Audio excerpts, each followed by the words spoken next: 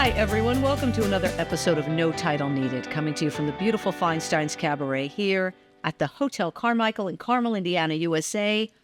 Welcome, race fans.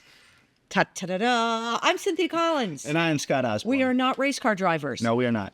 We have... that would be frightening for me and for everyone around me. Our guest today is Dave Neff. You are the CEO and president of the 500 Festival. Correct. You're going to be busy. Yes. You are busy. We are busy. You are busy already. Yep. We were rolling. So. Thanks for being here. Yeah. Right? It was very busy. Thanks for having me. Yeah. Exactly. Taking the time. I mean, you have a massively crazy month. We were talking. You only have been in this position since January. Yeah. January 1st. So first, 120 days almost in the role. Yeah. So we're rolling into May, which is obviously our time to shine at the festival. But we've got, it's a milestone year. It's the 70th year for the 500 Festival. We were started in 1957. So it's our 70th parade, which is happening May 23rd. And this is the 50th year for the mini marathon, which is now the fourth largest half marathon in the country. Now, with all that going on, with all that, so much going on, what? Well, Yeah. I'm curious with the, first 4 months to then, May. Yeah. What were those first 4 months? Yeah. So, my predecessor was in this role for 12 years. This is a role that doesn't come open very often. And believe it or not, I'm only the fifth leader of the 500 Festival in 70 years. The first lady that did it, Joe Houck, did it for 30 years. Wow. And then we've had about a decade, 12 years for each of the next three. And then here I am as of January 1st, 2026. And so we've got a great team. We've got a full-time staff year round. Some people, there's a bit of a misconception that we just pop up in the spring and then go away. But no, full-time staff with 18. We've got 12 interns that are with us from January through May. So they're adding a lot of capacity right now. Right. And so my first priority obviously has been operational continuity, right? We can't have any misses this first spring. Everyone thinks of us for the parade or the mini, but we put on about 40 events throughout the year. Many of those concentrated in the spring. We've got our breakfast at the Brickyard, which is the third Saturday in May. It's the mayor's breakfast. So we have 86 mayors from across the state that will be joining us. We'll about 1,000 people that morning. The second Saturday of May is the Kids Day on Monument Circle. We'll have 15, 20,000 families and kids, lots of activations around Monument Circle. And then we have a pretty robust education program where a third of all fourth graders in the state of Indiana are engaging with a curriculum that we've worked with some academic partners to create, a STEM-based curriculum. And in March, we'll go out to many of these elementary schools and do what's called a mobile trip. We'll take an Indy car. We'll take different stations around driver nutrition, what drivers wear, history of the motor speedway. And then in April, we have 10 days called study trips where these fourth graders will come to the track, about 800 fourth graders in a given day, so 8,000 over the month of April. And then we've got a miler series, so we've got other races that we put on in the spring, a 3 mile, 6 mile, 10 mile. There's never a dull moment at the 500 Festival, especially this time of year. But this has been a great marriage of my sports business background and my love for this community, being a native son of Indianapolis, grew up here and love that this is our state's crown jewel, the Indy 500 that we get to represent. Yeah, what do they call it? The biggest day in... Greatest spectacle. Yeah, it's the largest single-day spectator event, 350,000 people in sports. Yes. So, yeah. And it all leads up to May. I mean, year-round. We have to work year-round for that. Yeah. People don't realize, how much...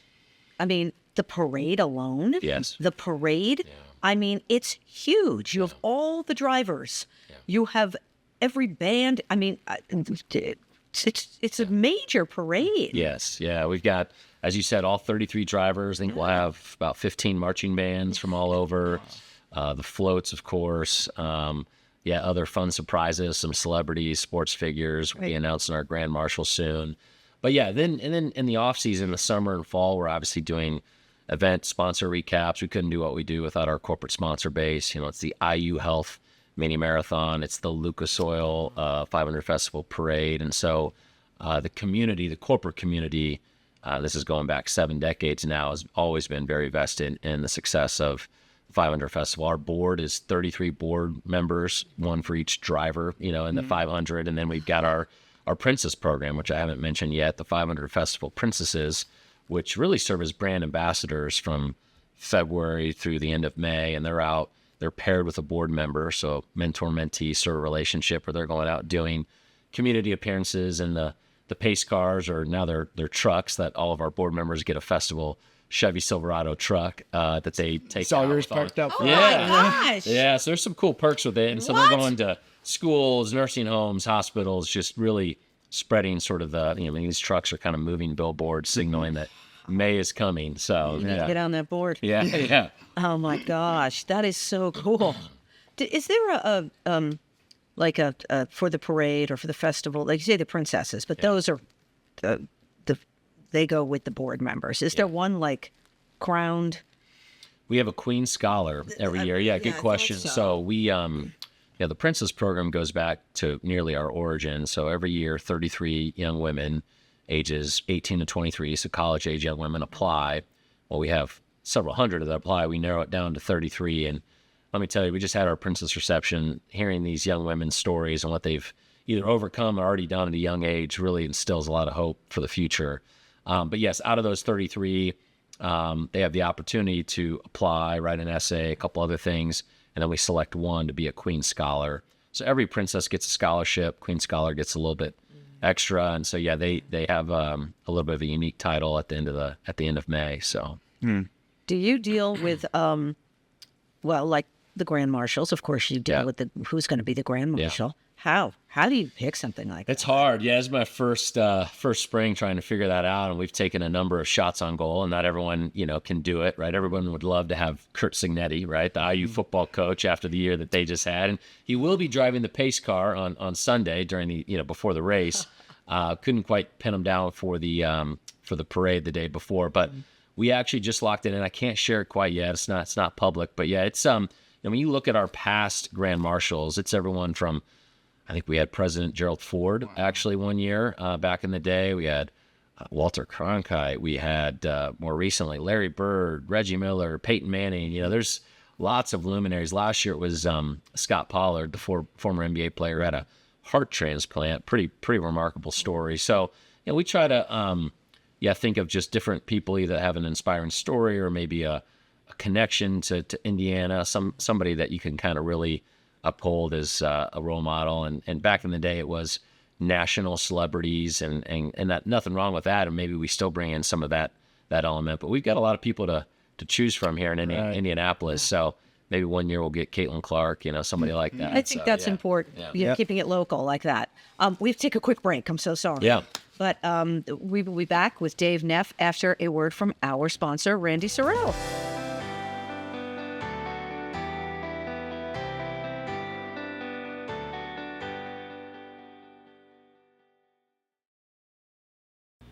Hey everyone, we're lucky enough to have artist Randy Sorrell as our sponsor. And today, he's going to show you a few of his beautiful pieces. Check this out.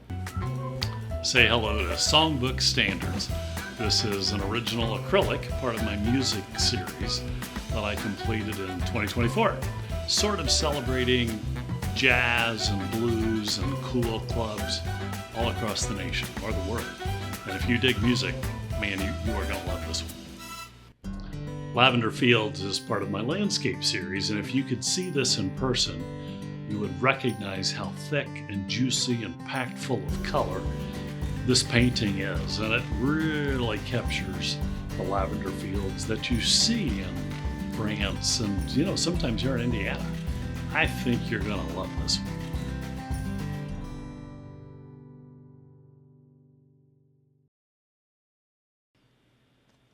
Hey everyone, welcome back to No Title Needed with our guest, Dave Neff. He is the CEO and president of the 500 Festival. You are busy 365 days of the year. May is the big kahuna. Obviously, everyone here knows that. Yes. Huge, the Indianapolis 500. But you are, as you say, you are a native Hoosier, and brand new to this role.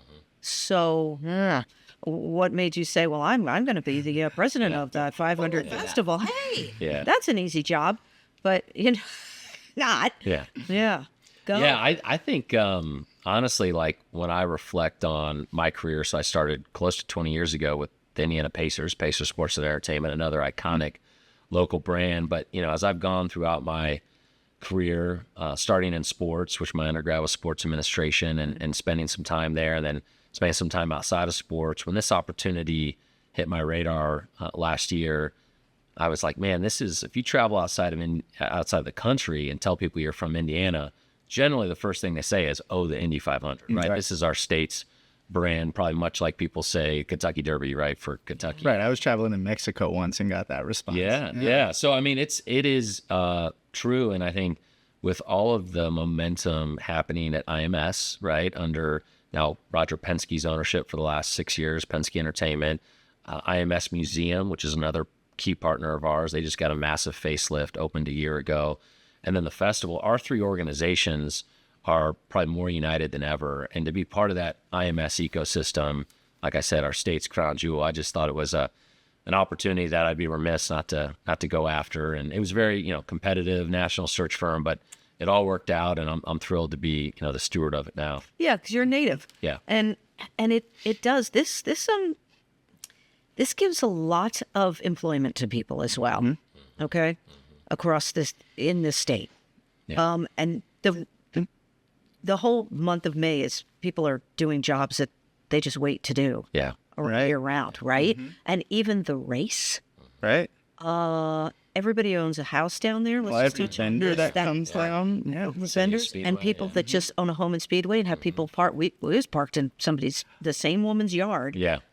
and they'll live their year off of that money. Oh, yeah. right? Yeah. I mean, so it generates income for people, which is really important. Yeah. Because that's what a lot of people write. They wait for that. Yeah. Yeah. Yeah, the economic impact of not just the Indy 500, IMS, the entire month of May. I think the track's open close to a dozen days, right, with practice days and qual days. And then you have the IndyCar Series. Let's not forget there are other races, right? 17 IndyCar races. And I think this year there's going to be an exciting new race as part of America's 250th in Washington, D.C., a road race that's happening in August. So, yeah, that's going to be In D.C.? In D.C., On those yes. roads of D.C.? Yes, with all the monuments in the background. So it's going to be pretty special. So yeah, it's like I said, it is our state's crown jewel, and I feel like the analogy I've used is that the festival is sort of that soft connective tissue, right? We're kind of in a lot of ways, the community engagement arm, Right. And it's not just our staff and interns and our board, but we've got a couple thousand volunteers. Many of them have been with us 30, 40 years that are volunteering for some of our bigger events and our smaller events and our education program. And we've got to continue to build that bench of volunteers for future generations. Right, and that's important, volunteers. Yes. You always need them, even though some have been with you 30 years. Yeah. You always need volunteers every year, correct? Absolutely. Every year. And we have, committees that you could be part of. If you just want to come out for one event to kind of dip your toe in, that's great too. But we really rely heavily on our volunteers to roll up their sleeves and make things happen in conjunction with our staff. Well, what you're doing for the community, it takes the community to put it on, and that It's a community organization, right? I mean, we exist. We wouldn't be who we are without the community, and so we want to make it easy and create lots of on-ramps for people that want to engage with us. Have you been in one of those race cars? It's been a long time. I've not done a two-seater, which, that's where you're going 180 miles per hour. I probably need to do that. My wife, we've got 4 young kids. She might want to have something to say about that before I just hop in. But, I would like to experience it because been out at IMS a bunch, especially the last 4 months, but not done the two-seater yet. So That's got to be kind of a thrill. yeah. goodness, Even if we're not into race car driving, I would think that would be kind of exciting, Yeah, I'd right? enjoy it. Getting in, being on that track, exactly. and driving, Passing the yard of bricks. right? Yeah. Go. Let's hear a little bit about your background. We haven't. Yeah. We haven't. I know you went to Heritage Christian. Yeah, proud Heritage Christian alum, and then Ball State University, chirp.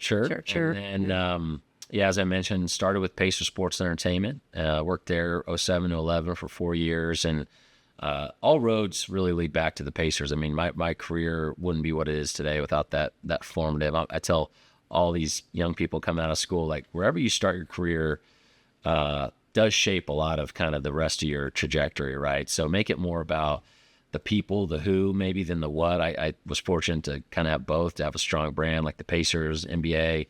We had the Fever as well, all the concerts. But But then I pivoted and joined Exact Target, which was a software company that was sort of taking off at the time, email service provider. And we were eventually acquired by Salesforce, so global SaaS company. But I was our global sports marketing manager. So I managed all of the strategic partnerships on behalf of Exact Target that we had with the Pacers, the Colts, IndyCar, Andretti. This is 2011 to 14. And so I still call that sports, even though I was working for a software company. And then I spent 6 years really as co-founder of a really neat organization called Edge Mentoring, where we were connecting mentors with young people, so generally folks 40 and over, with folks in their 20s and early 30s. And that's a whole nother podcast episode, but did that for 6 years and then got back into the private sector as a chief revenue officer with a consulting firm here called Prolific.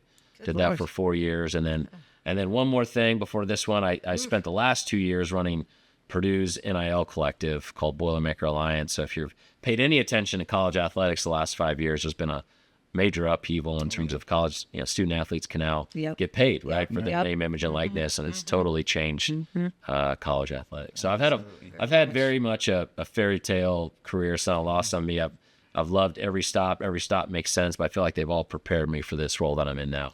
Yeah, and you'll God knows that when you see the people, like you said, there's only been 5 people in 70 years. Yeah. Well, so you're in for the long haul. Yes.